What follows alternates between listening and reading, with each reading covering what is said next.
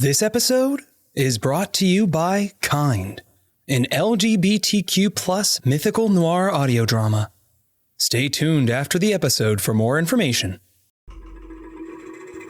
Long ago, the world was at war.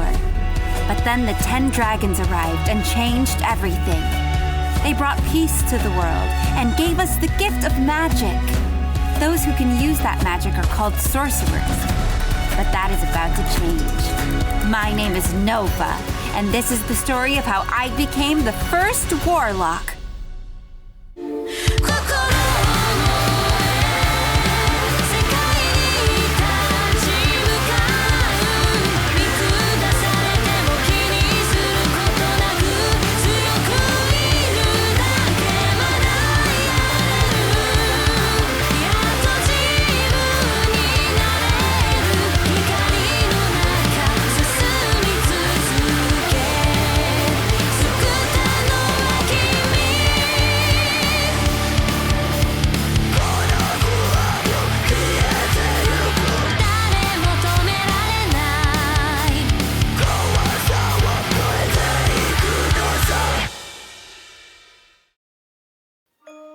Warlock, Episode 30, The Ghost of Vesper House.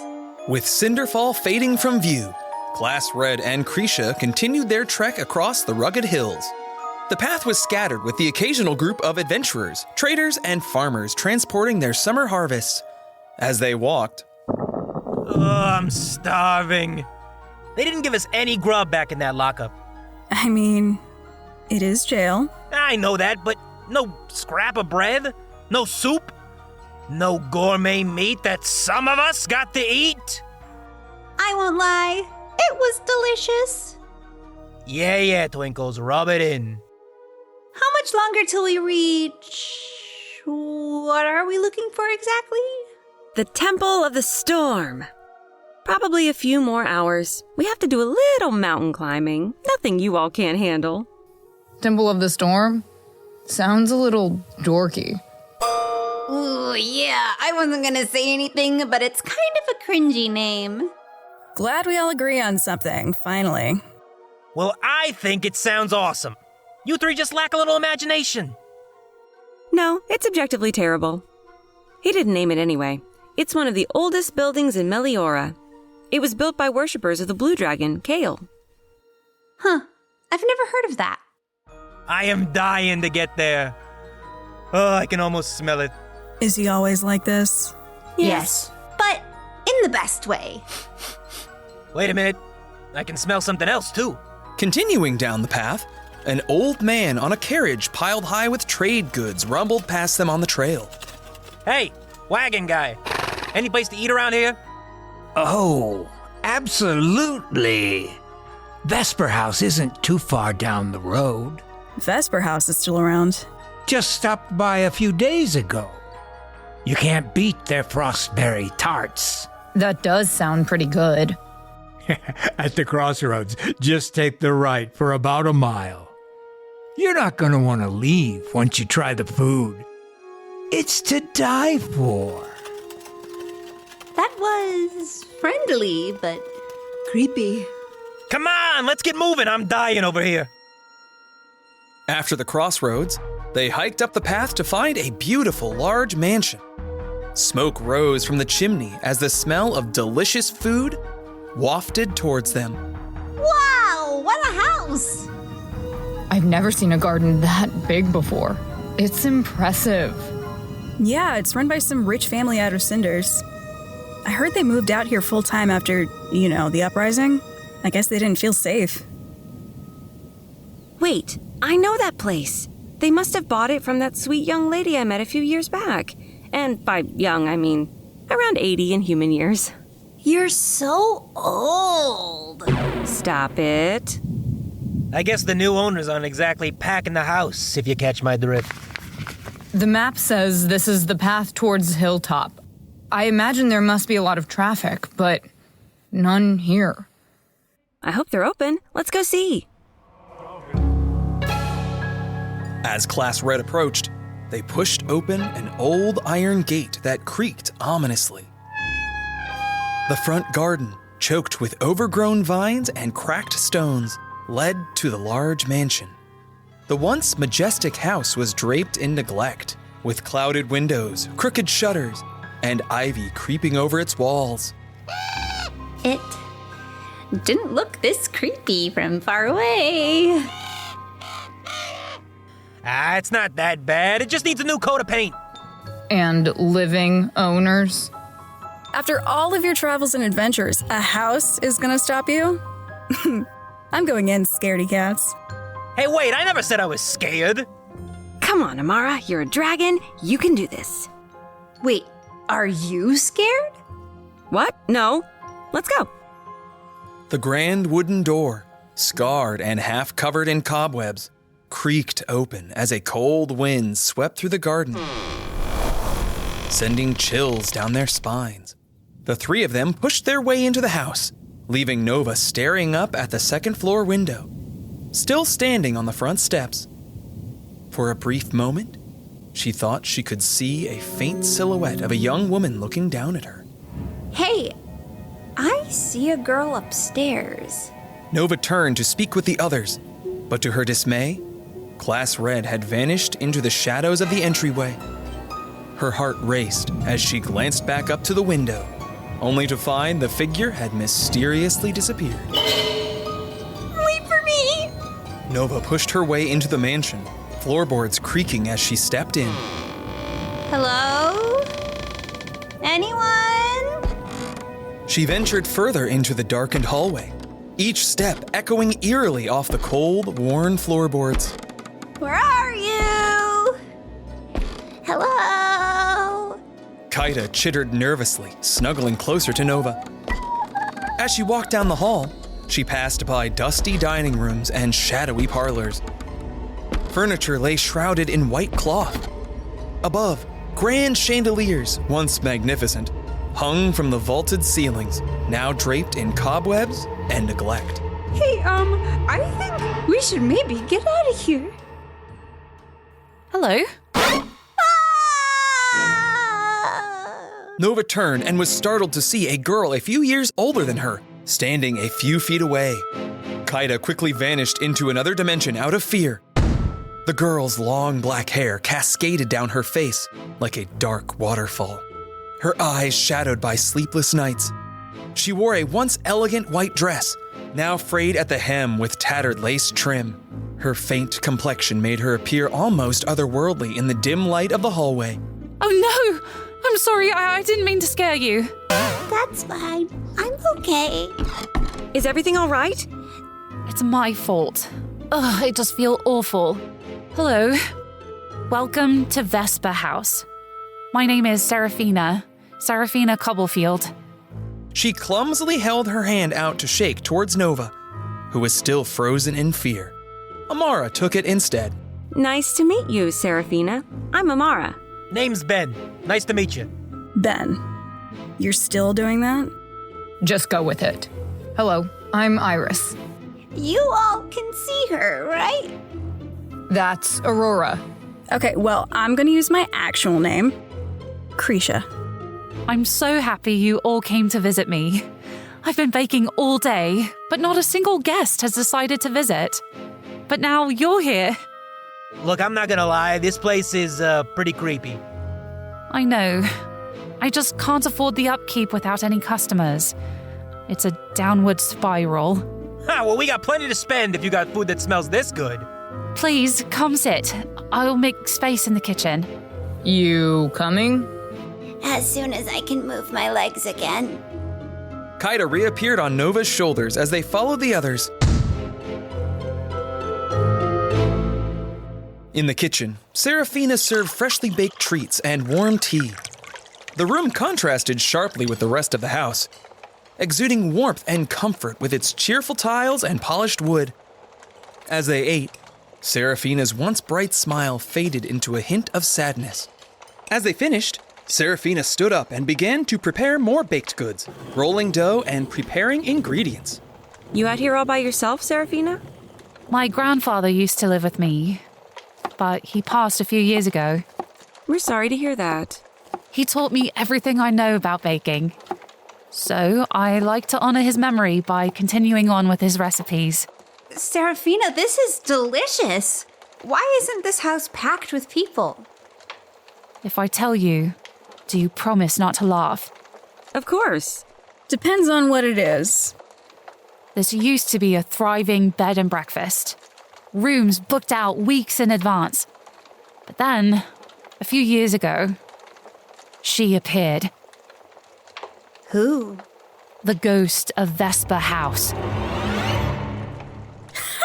Wait, are you serious? Just a ghost? Yeah, aren't ghosts like a challenge rating of like 4 or something? Couple of sorcerers could get rid of one of them easy peasy. That's what everyone thought. My parents were sorcerers, but I'm not. My legacy never showed up. So they moved me out here to the country for safety. Things were fine when we first got here, but soon she appeared at night. They tried everything to get rid of her, but nothing worked. Guests started waking up with her at the foot of the bed, crying. Others would see her wandering the halls. Soon after, word spread and people stayed away. What does she look like? Yeah, how creepy is she? Bulging eyes, sharp fangs. I don't know. I've never seen her. She stays away from me for some reason. I don't know what to do. Ghosts are usually tied to a particular location that they feel has some unfinished business. Any idea who it could be? I think it's the woman my parents bought the house from. Sometimes when I come down for breakfast in the morning, the table is already set with delicious food, baked only a few hours before. She must be trying to take care of me, which is sweet. But I want to help her move on so people won't be afraid of the house. Tell you what, it's getting late and we were gonna need to stop to sleep at some point anyway. You make us some more of those tarts and we'll solve your little ghost problem. You would do that for me? I'm shaking a little bit and my heart is beating out of my chest, but yes, we'll help you. I can clean up your garden while we're here. And I'm pretty quick with a duster. Put me to work around the house. You all would really just help this stranger do all that? For a tart. Well, the tart is more of a bonus. We do it for free. We fought way worse for way less. I still have chunks of gibbering mouther in my hair. I suppose I could help too. I would be in your debt if you could save my home. Thank you so much. The four set to work, cleaning, washing, and dusting until the house was spotless. As the sun began to set behind the mountains, they gathered in the parlor by a crackling fireplace. Kaida curled up in front of the mantel. Serafina played the piano softly, while Class Red recounted their latest adventures. Krisha, perched quietly in the window seat, kept a vigilant watch. Outside, thunder rolled ominously in the distance. It's probably for the best if you stay the night here anyway. Summertime brings quite a few thunderstorms. You could get caught by surprise by one out there. What time is it? I think around 11. You know, I was really hoping this ghost would have shown up by now. I wish I could stay up with you and wait for her, but I am so dreadfully tired these days. Good night, everyone. Please, let me know if you need anything. Serafina closed the piano and made her way up the stairs to her room. The sound of creaking steps and boards echoed through the house as she shut her door behind her. Hey, can we talk about how creepy the girl is too? She is a little unusual, but she seems sweet, I suppose. Hey, we are her guests. I'm going to go walk around. Anyone want to join? I'll come with you. Maybe we can make a kitchen stop on our rounds. I'm feeling a bit restless. I'll come. Grisha? Nova? I think I'm good here. Same. We'll call for you if we see anything. For a while, there was an awkward silence between the two of them, now left alone. Nova would attempt to start a conversation, but it would quickly trail off. After some time, she decided to write to her mother, while Krisha methodically sharpened her sword. Outside, heavy rain battered the window, accompanied by frequent flashes of lightning and the rumble of thunder. An hour ticked by with no sign of the others. I might go see where the others are. Fine by me. If you swing by the kitchen, grab me a bite, will ya? Sure. Nova ventured into the dimly lit hallway, where the candles flickered weakly, their wicks almost exhausted. She made her way towards the kitchen, drawn by the faint glow seeping from underneath the door. As she approached, she heard the sounds of someone busily preparing food, chopping and dicing vegetables. The savory aroma of the meal filled the air, growing stronger with each step she took. Ren must be cooking something. I hope Serafina isn't upset we used her food. We'll give her some gold. Hey, what are you making? When Nova opened the door, she found the kitchen to be deserted. A pot of vegetables bubbled over on the hearth, while a cutting board in the center of the room had partially chopped carrots left behind. The inviting aroma lingered, but no one was in sight. Very funny, Ren. There was no response from anywhere in the room. She slowly backed out into the hallway. Okay, that's enough exploring by myself. Nova attempted to calmly but quickly walk back down the hall to the parlor. As she approached, she could hear the piano being played once again. Serafina must have come back down. Good, that means no ghost in here. As she pushed open the door, the piano abruptly stopped. Nova's smile quickly faded from her face. She looked around the room, noticing that both Kaida and Krisha had vanished. Krisha? What? Krisha appeared behind Nova in the hallway. Don't do that! Sorry, geez. Just went to the guest room to grab a book. Is Serafina back? Oh, no. But someone was in here playing the piano. Did you take Kaida? I thought she was with you. Nova watched Krisha's eyes widen in fear as she faced the open doorway. Krisha? What? It's right behind you. How close? Nova slowly turned to see a ghostly woman floating directly behind her. Her features were twisted and distorted by constant shifting of her ethereal form. Her glowing eyes stared right at Nova, her mouth open with a deep gasp that shook Nova to her core.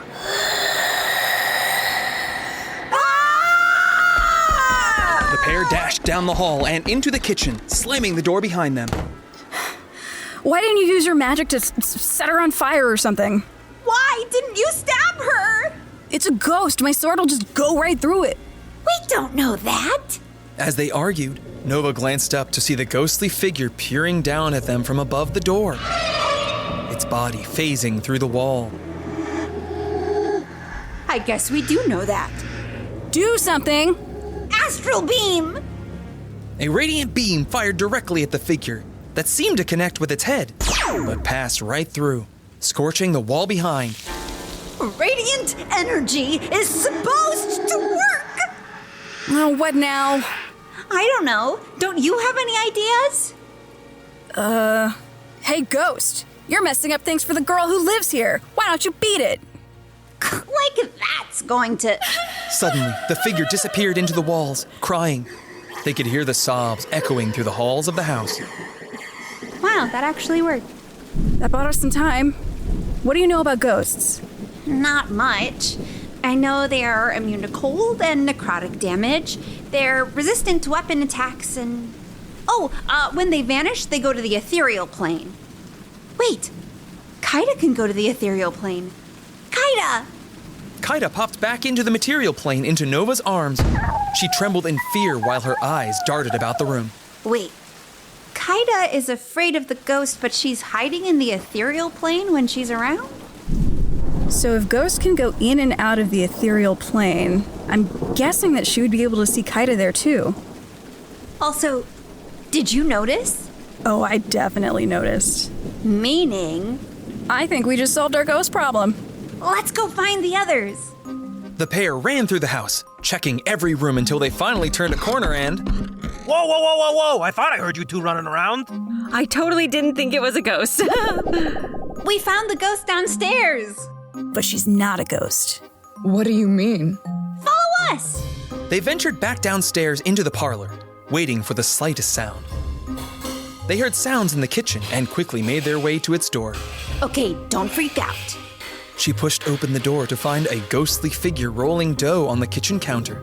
There she is. But look, What am I looking for? She's making more food.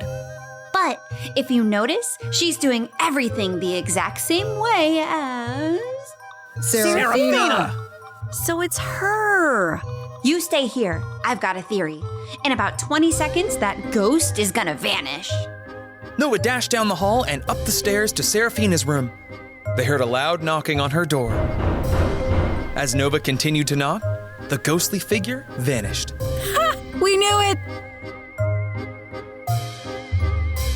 The group sat around the kitchen table, with Seraphina rubbing her eyes from being woken from a deep sleep.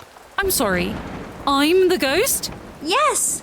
The reason the ghost never shows up when you're around and why you're having such sleepless nights is because you are haunting the house. I don't understand. How could I be anything of the sort? I'm pretty good with legacies. Let me try something.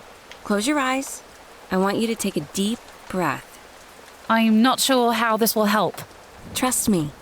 Seraphina took a deep breath, relaxing into the chair. Now, I want you to think as hard as you can about standing up, but stay seated. Imagine yourself getting up out of the chair and walking over to the oven. I'll try my best. For a moment or two, nothing seemed to happen. Not a sound in the room but the crackling of fire.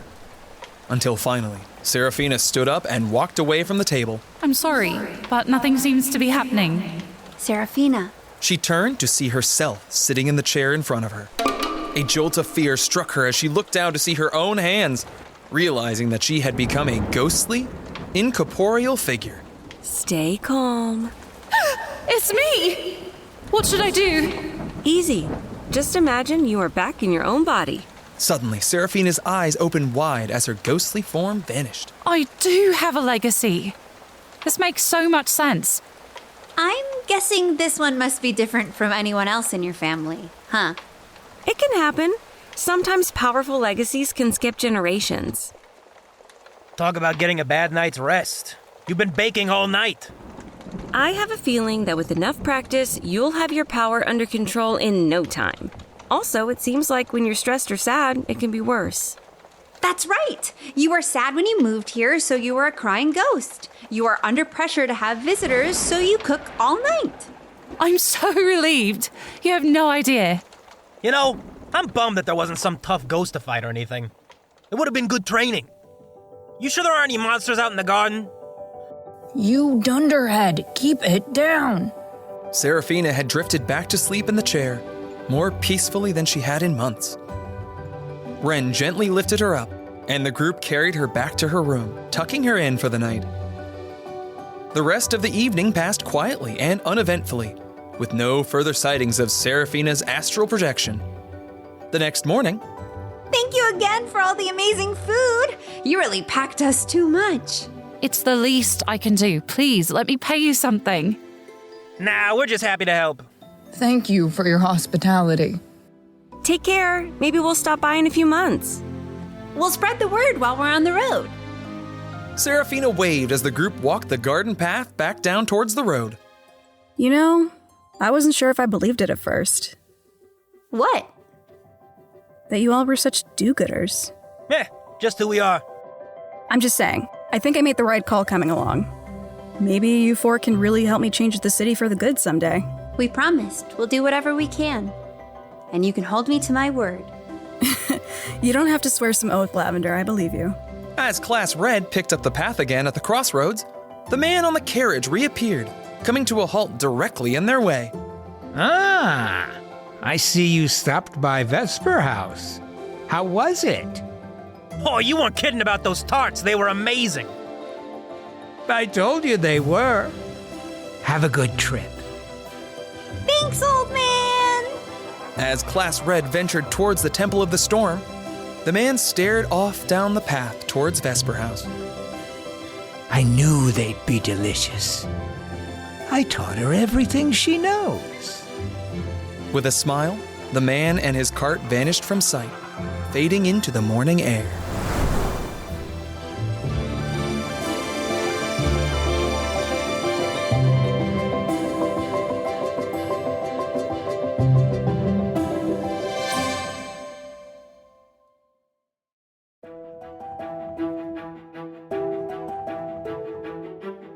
Warlock, Episode 30, The Ghost of Vesper House. Nova is voiced by Claire Clausen. Ren by Nick Akins. Briar by Jackie Webb. Amara by Megan Massey Ware. Creaky by Kate Aviles. Serafina is voiced by Melinda Beck. Grandpa Cobblefield is voiced by John Huffman. Mendel by Zachary Burrell. Music and sound effects by Epidemic Sound. Special thanks to Wizards of the Coast. Check out our Patreon for ad-free early release episodes, behind-the-scenes content, and much more. If you are enjoying the show, please leave us a review on your preferred platform. Thank you.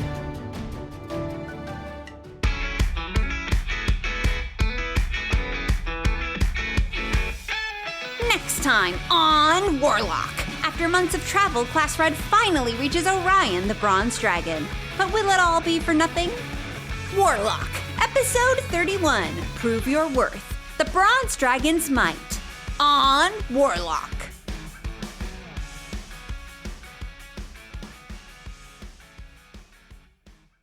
You put sprigs of plum blossom in your hair, and every time you took a step, a petal or two would shake loose, and Samir would collect them in his tiny purse. His fluffy orange purse. He gave them to me when I tucked them in that night, told me that he was keeping you safe for me. I still have them. You do. I keep every part of them. It's a simple task, Mr. Hurst. Just snuff out the flame with your hand. Use your hand, I said. No cheating. I can't do it. A shame. I will show you one last mercy.